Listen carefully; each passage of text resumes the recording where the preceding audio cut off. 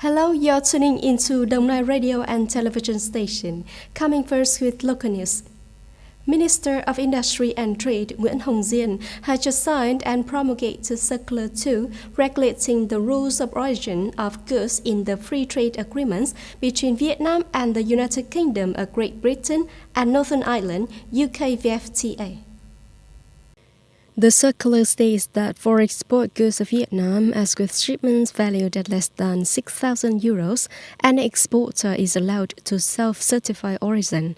For shipments valued at over 6,000 euros, the mechanism of certification of origin issued by agencies and organizations authorized by the Ministry of Industry and Trade will be applied.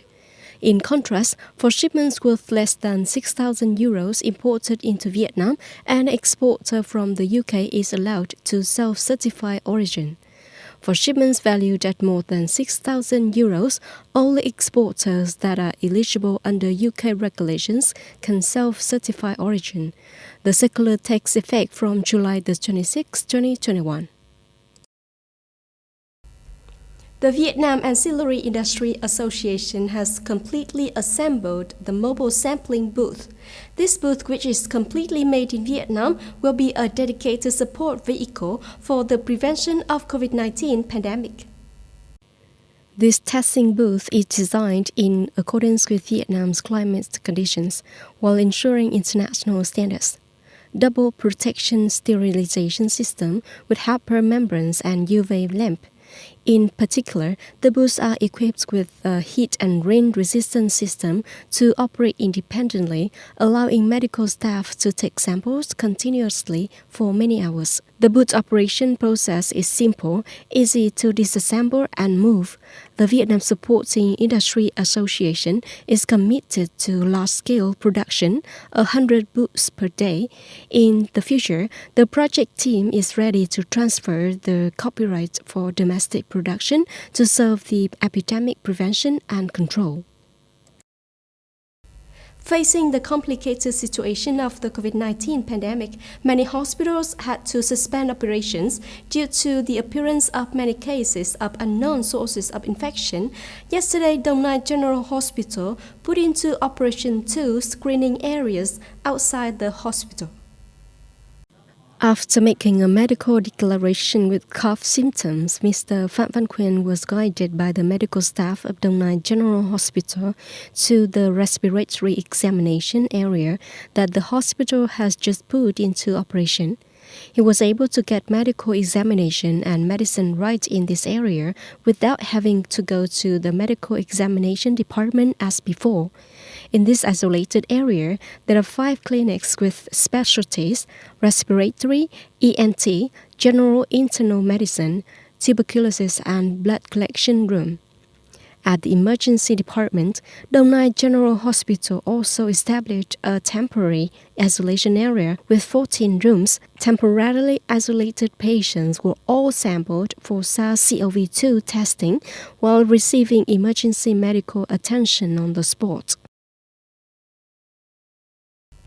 After a day of meetings, yesterday's North Atlantic Treaty Organization, NATO, summit ended, issuing a joint statement.